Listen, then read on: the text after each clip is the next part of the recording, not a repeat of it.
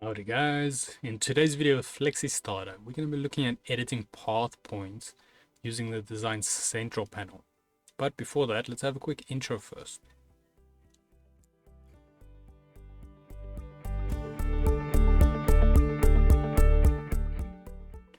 So today's video can be found on softwaretraining.co.za.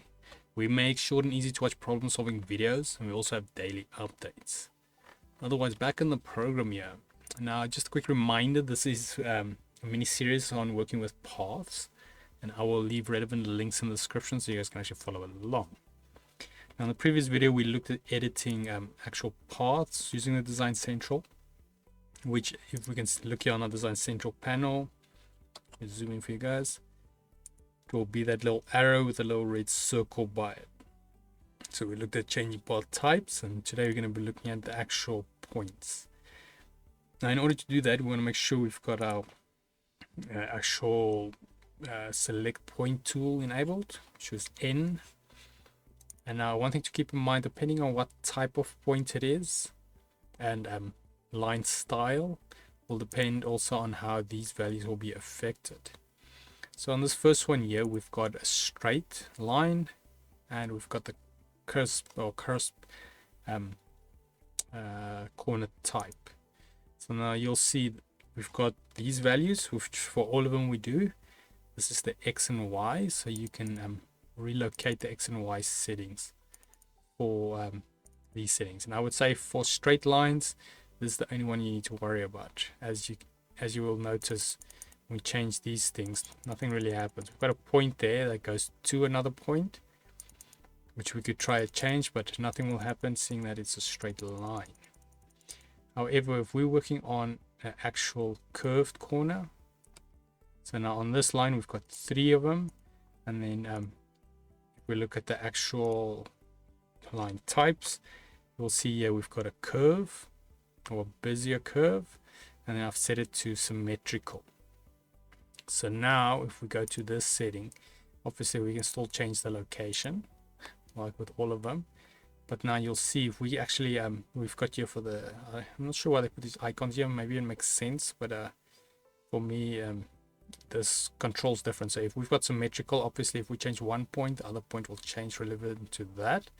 So at the moment it is set to symmetrical, so you'll notice if we change the one, this is kind of how far the points are from each other. And then we can set the actual rotation of them. But now you will notice with the symmetrical, if we change this, it does exactly the same thing. So in essence, these two buttons just became just a duplicate. So, but if we had to now go to this point and we change it to maybe a smooth, or I'm going to do the cusp for now. Cusp, sorry, I keep saying that wrong. Now you'll notice the one arm over here will change only one point, which in our case is the bottom point there. So you can increase it, change the rotation, and then the bottom point, which will be changing the top point. Yeah, in any case, so that will change that one's rotation. So now we can actually customly set how we want this path to be shaped based on these points. Now, like I mentioned in an earlier video, in my personal opinion, I would just use the actual hands here in the actual DesignCentral area, but sometimes it can be handy to locate your arms or so forth. You can just bring them out, your, should I say, your control arms.